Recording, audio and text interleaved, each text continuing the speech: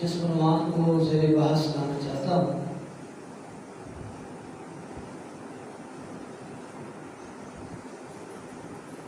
وہ حالیہ دنوں میں رونما ہونے والے واقعے کی مذمت کے حوالے سے ہے۔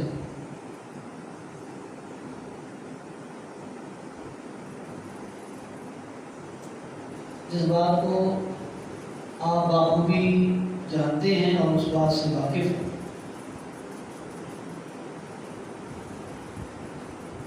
کہ سویڈن کے وزیر نے قرآن مقدس کو جلانے کی کوشش کی ہے۔ اللہ رب کائنات کو نیست و نابود فرمائے۔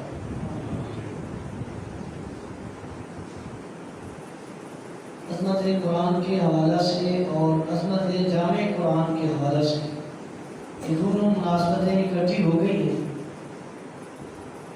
کیونکہ آج 18 ذی الحجہ اس دن خلیفہ سوم جناب سیدنا عثمان غنی رضی اللہ تعالیٰ عنہ کی شہادت ہے۔ سیدنا عثمان غنی رضی اللہ تعالیٰ عنہ جامع قرآن ہیں، قرآن کو جمع کرنے والے ہیں، ایک نسخے پر امت کو جمع فرمایا ہے۔ تو عظمت قرآن اور عظمت جامع قرآن کے حوالے سے چند گزارشات آپ حضرات کے سماعت کے حوالے کروں گا۔ اللہ رب کائنات شرح صدر عطا فرمائے۔ قرآن مقدس ایک لاریب کتاب ہے جو 30 پاروں پر محیط اور مشتمل ہے۔ ایک ایسی کتاب ہے جس میں دستور انسانی اللہ رب کائنات نے قیام فرمائے۔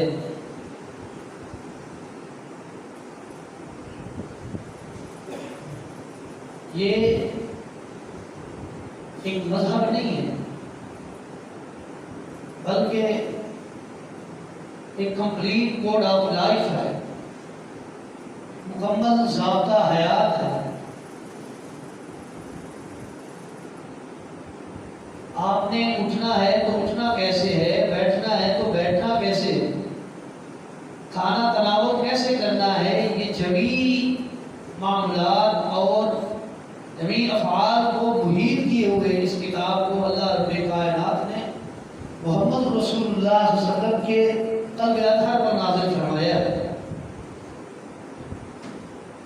یہ اللہ رب کائنات کی طرف سے وحی کی گئی عظیم کتاب ہے، اور جس میں حسن اخلاق کو اگر دیکھا جائے تو اللہ رب کائنات نے بقیہ مذاہب کو بھی اس قرآن کے ذریعے دعوت فکر عطا فرمائی۔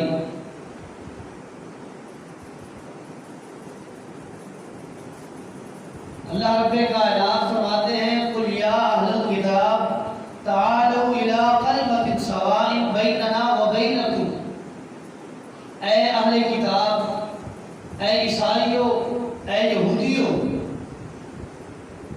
اور وہ امت کے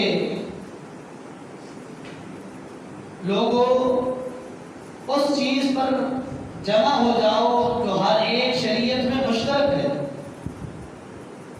جو سملرٹی میں موجود ہے، جو ایک جیسی ہے، اور وہ ہے اللہ کی توحید۔ یہ قرآن اہل کتاب کو اللہ کی توحید پر مجتمع ہونے کا اور جمع ہونے کی طرف ان کی فکر انگیزی کر رہا ہے۔ حالانکہ توریت، زبور اور انجیل اللہ رب کائنات کی طرف سے نازل کردہ کتابیں ہیں، اور ان کتابوں کے اندر بھی وہ چیز موجود ہے جس چیز کی دعوت قرآن مقدس دے رہے ہیں۔ ان کتابوں کے اندر بھی وہی توحید موجود ہے جو توحید اپنے قرآن مقدس میں بیان کی ہے۔ اسی توحید پر مجتمع ہونے کا اللہ رب کائنات نے لوگوں کو حکم فرمایا ہے کہ اہل کتاب اس چیز پر جمع ہو جاؤ جو تمہارے اور ہمارے مشترکات میں سے، اور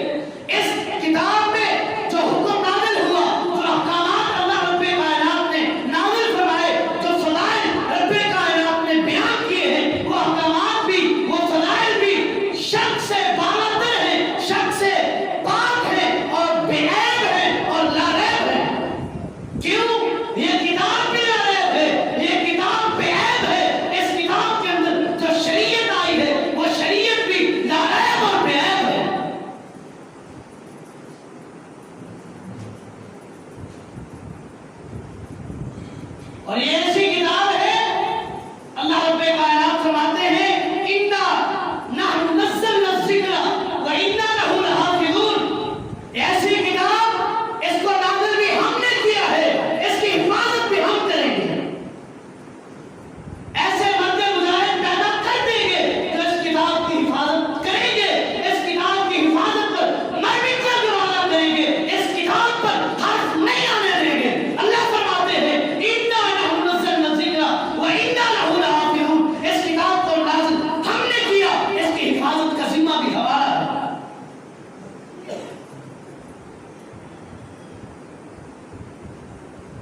یہ ایسی بے عیب اور ناعیب کتاب،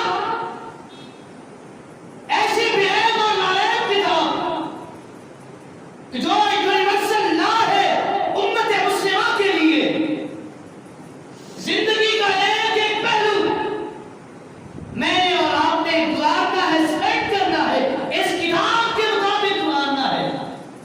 یہ مکمل ضابطۂ حیات ہے اگر سمجھا جائے۔ اللہ فرماتے ہیں کہ میں اس کتاب کے ذریعے بہت سارے لوگوں کو عزتیں دوں گا، وقار دوں گا، مقام دوں گا، مرتبہ دوں گا، ان کی عزتیں ہوں گی، ان کے مناقب بیان کیے جائیں گے، اور اسی کتاب کے ذریعے ایسے بدبخت بھی آئیں گے جن کو اس کتاب کے ذریعے رسوا کروں گا۔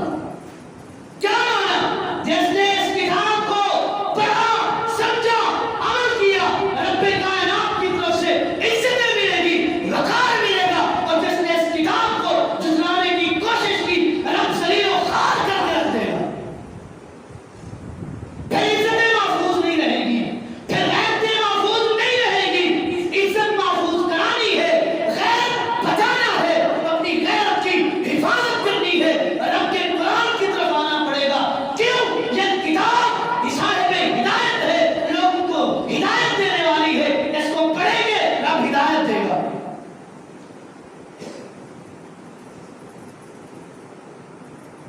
نبی علیہ السلام نے فرمایا تھا ترکت فیکم ثقلین، میں تمہارے اندر دو چیزیں چھوڑے جا رہا ہوں، ان تمسکتم بہما، کتاب اللہ و سنت رسولہ، وہ دو چیزیں، ایک اللہ کی کتاب قرآن مقدس ہے جو 30 باروں پر مشتمل اور محیط ہے، اور دوسری میری سنت ہے۔ جو ان دو چیزوں کو مضبوطی سے تھام لے گا وہی ہدایت پر ہے، وہی کامیاب ہے، وہی کامران ہے، وہی صاحب ہدایت ہے۔ اور جس نے اس کتاب کو، جو نور بھی ہے، جو ہدایت کا ذریعہ بھی ہے، ہدایت کا سرچشمہ بھی ہے، اس کو چھوڑے گا، پسے پس ڈالے گا، اپنی مرضی کرے گا، اپنی منمانی کرے گا، رب رسوا کرے گا، ذلیل کر دے گا۔ قد جاءکم من اللہ نور و کتاب مبین، اللہ فرماتے ہیں آیا ہے تیرے پاس تیرے رب کی طرف سے نور اور ایسی کتاب جو واضح ہے۔ یادی بھی اللہ رب کائنات اس کے ذریعے لوگوں کو ہدایت دے گا، بِإِذْنِهِ ہی، اپنے حکم سے۔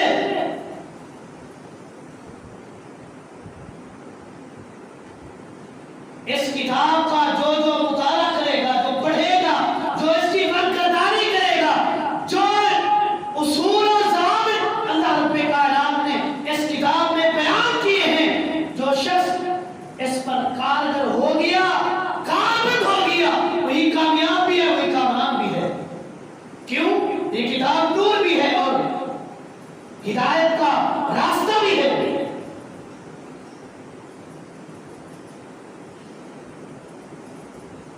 اور اس قرآن کی فضیلتیں میں کیا کیا بیان کروں؟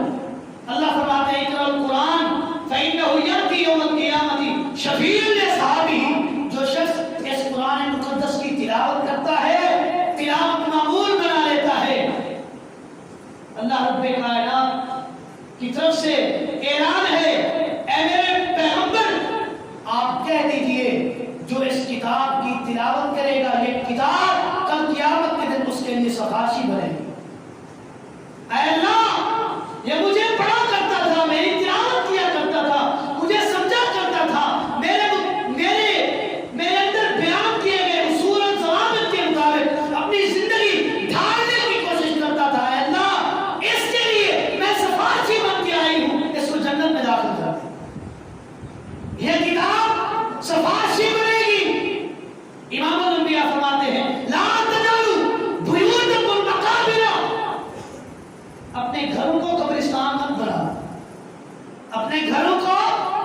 قبرستان مت بناؤ، ان الشیطان ینزل، شیطان دور بھاگتا ہے، دم دبا کر بھاگ جاتا ہے جس گھر کے اندر اس کتاب کی، اس کتاب الہیت کی تلاوت کی جائے، پڑھا جائے، اس کو سمجھا جائے، اس پر عمل کیا جائے، شیطان اس گھر سے دور چلا جاتا ہے۔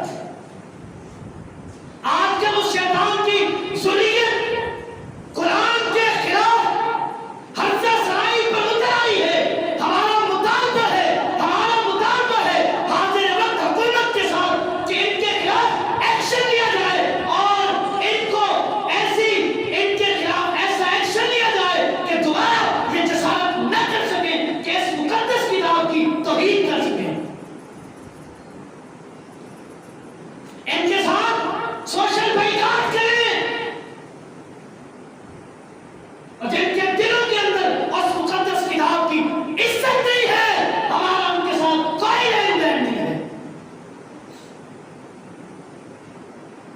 سوشل کانٹیکٹ ہوگا اس بیس پر کہ رب کی قرآن کی بے حرمتی نہیں کریں گے، محمد رسول اللہ صلی اللہ علیہ وسلم کی شان میں گستاخی نہیں کریں گے، سوشل کانٹیکٹ رکھیں گے۔ اگر ایسا کرنے کی کوشش کریں گے، سوشل بائیکاٹ ہے اور جس طرح ہو سکے گا ان کے خلاف ایکشن لیا جائے گا۔ جو بھی اٹھے، جس کی جیسے مرضی آئے، اس مقدس کتاب کی توہین کر دے، کوئی پوچھنے والا نہیں۔ اگر جرأت ہے، جسارت ہے، رب کی طرف سے روز اول سے چیلنج ہے، اس چیلنج کو ایکسپٹ کریں، پھر دیکھتے ہیں۔ رب نے اس وقت بھی روز اول جب اس کتاب کا نزول ہو رہا تھا، رب نے چیلنج کیا تھا، اگر کسی کو کسی قسم کا کوئی شک ہے اس کتاب کے مطابق، اس کتاب کی آیات کے مطابق، کوئی آیات بنا کے لے آئے، کوئی آیات بنا کے لے آئے۔ ان کے روحانی اباء و اجداد جو اس وقت اس کتاب کو نہیں مانتے تھے، پھر بھی انہوں نے کوشش نہیں کی کہ اس کے مطابق، اس کے مقابلے میں، اس کے کمپٹیشن میں کوئی آیت لے آئے۔ اور آج تک رب کی طرف سے چیلنج ہے، کھلا چیلنج ہے کہ اس کتاب کے لیے، اس کتاب کی کمپٹیشن میں کوئی چیز لے آؤ، نہیں لے آئیں گے، مر جائیں گے، لیکن اس کتاب کے مقابلے میں، اس کتاب کی آیت کے مقابلے میں کوئی آیت نہیں لے کے آئے گے۔ اس چیلنج کو ایکسپٹ کرو، وہ تو ہوتا نہیں، لیکن اس کتاب کی، اس کتاب کے خلاف توہین امیز باتیں اور توہین امیز جملے کسے جاتے ہیں اور اس کی اہانت کی جاتی ہے۔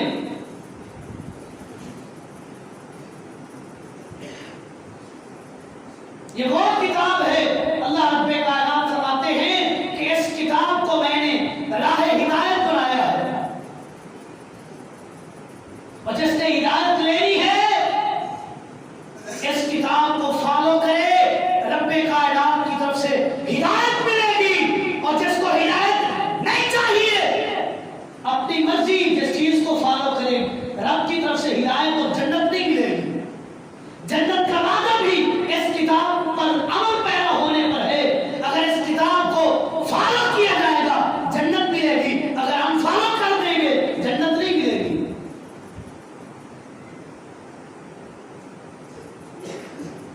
اور یہ وہ کتاب ہے جو روز اول سے صحابہ کرام کے دلوں میں محفوظ ہے، اور آج تک امت مسلمہ کے نوجوانوں، بوڑھوں، بچوں کے سینوں میں یہ کتاب محفوظ ہے اور محفوظ ہوتی رہے گی۔ ان کے سینوں سے اس کتاب کو نہیں نکال سکتے۔ کیوں؟ اس کی حفاظت کی ذمہ داری رب نے اٹھائی ہے، اور جس چیز کی حفاظت کی ذمہ داری رب نے اٹھائی ہے اس کو کوئی غیر محفوظ نہیں بنا سکتا۔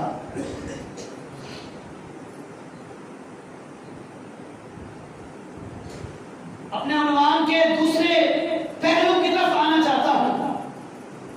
18 ذی الحجہ سن 35 ہجری، خلیفہ ثالث دولا داماد مصطفیٰ جناب سیدنا عثمان غنی رضی اللہ تعالیٰ عنہ کو شہید کیا گیا تھا۔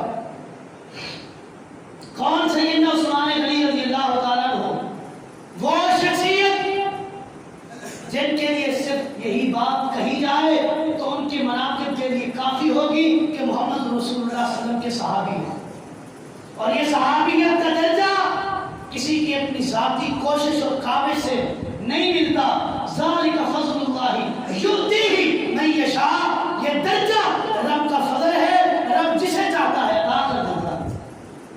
اگر ذاتی کوشش سے یہ ملنا ہوتا تو کئیوں کو مل جاتا. آج بھی دنیا میں کوشش کر کے engineer, doctor, P H D, doctorate اور اس کے ساتھ ساتھ کمپٹیشن ایگزامینیشن دے کے سی ایس ایس کے ذریعے بہت بڑے عہدے اچیو کر سکتے ہیں، لیکن صحابیت کا جو درجہ ہے یہ ذاتی کوشش اور کاوش سے نہیں مل سکتا، یہ رب کا فضل ہے. ملنا ہوتا تو امام صاحب ہی رحمت اللہ علیہ کو مل جاتا. گھر سے نکلے اس نیت کے ساتھ کہ محمد رسول اللہ صلی اللہ علیہ وسلم سے ملاقات کر کے شرف صحابیت لے لوں گا. جب مدینہ طیبہ میں پہنچے، وادی یثرب میں انٹر ہو رہے تھے، صحابہ کرام کو جاتے ہوئے دیکھا، پوچھا کہاں سے آ رہے ہو؟ جواب دیا ابھی ابھی محمد رسول اللہ صلی اللہ علیہ وسلم کو حجرہ عائشہ میں دفن کر کے آیا. ذرا غور کریں امام صاحب ہی پر کیا گزری ہوگی. 1 سال کا لمبا عرصہ صبر میں گزارا، دن و رات نہیں دیکھے، صرف وجہ یہی تھی کہ شرف صحابیت مل جائے. لیکن رب کی طرف سے یہ وعدہ نہیں تھا کہ صحابی ہی تجھے بھی صحابیت کا درجہ ملے گا، نہیں ملے گا. کوشش کی، کاوش کی، دن و رات ایک کر دیے، کھانا بھی بھول گئے، پینا بھی بھول گئے، صبر میں زندگی گزاری. رب نے شرف صحابیت عطا نہیں کی. رب نے شرف صحابیت دینا تھا تو فارس سے بلال کو، سلمان فارسی کو اٹھایا، صحابی بنا دیا، اور حبشہ سے بلال کو اٹھا کر صحابیت کا درجہ دے دیا. روم سے سہیل رضی اللہ تعالیٰ عنہ کو اٹھایا، صحابیت کا درجہ دے دیا. یہ رب کا فضل ہے، رب جسے چاہتا ہے یہ فضل دے دیتا ہے. صحابی رسول ہیں اور اس کے بعد اشرف مبشروں میں سے ہیں، اور جن کو زندگیوں میں کئی بار امام الانبیاء کی زبان مقدس سے جنتی ہونے کی بشارت ملی ہے.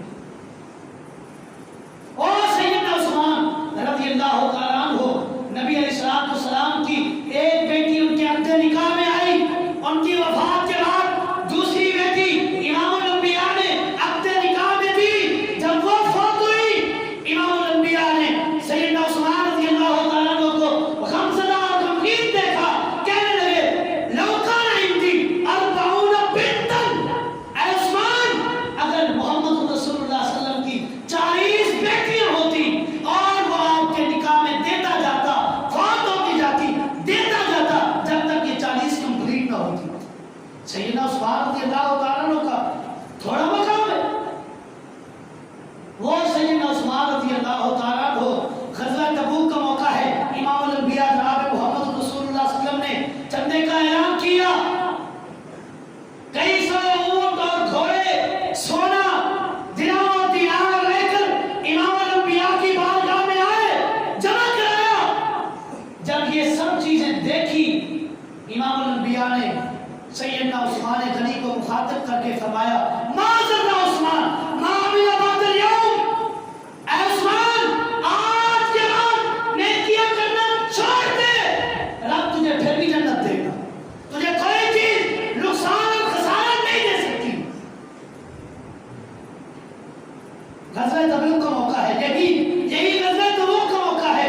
امام الانبیاء نے ایک رات ہاتھ اٹھائے، ہاتھ بلند کیے، صحابہ کرام فرماتے ہیں ساری رات امام الانبیاء صرف یہی دعا کرتے رہے اللہم انی قد رضیت عن عثمان فارض عنہ، اے اللہ تیرا نبی مدینہ میں بیٹھ کر عثمان سے راضی ہو گیا ہے، تو عرش بری پہ بیٹھے ہوئے عثمان سے راضی ہوگا.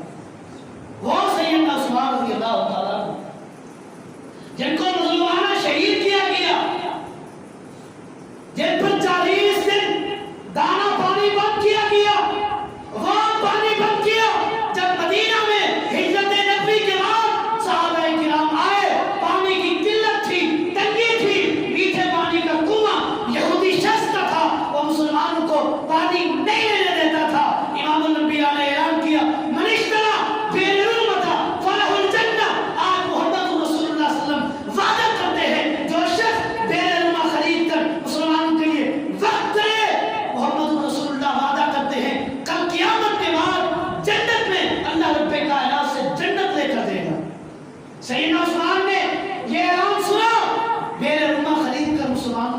کر دیا.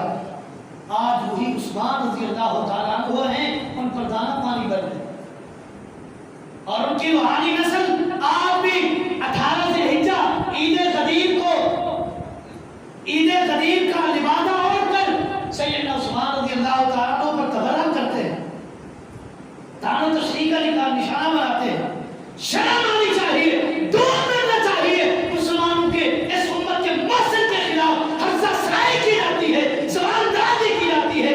اگر آئندہ کے بعد جسارت کی گئی، رب کعبہ کی قسم ہے اب مسلمان جاگ چکے ہیں، ایسے تانا زنوں کی زبانیں کتی سے کھینچ کر کتوں کے آگے ڈال دی جائیں گی. صحابہ کرام کے خلاف جو شخص بکواس کرے گا اس کی زبان کھینچ کر پھینک دی جائے گی. صحابہ کرام اس امت کے محسن ہیں اور بالخصوص سیدنا عثمان رضی اللہ تعالیٰ عنہ اس امت کے محسن ہیں. اللہ رب کائنات سے دعا ہے جو کچھ سنا سنایا عمل پیرا ہونے کی توفیق دے. اعلیٰ عندی واللہ اعلم بالصواب وما توفیقی الا باللہ.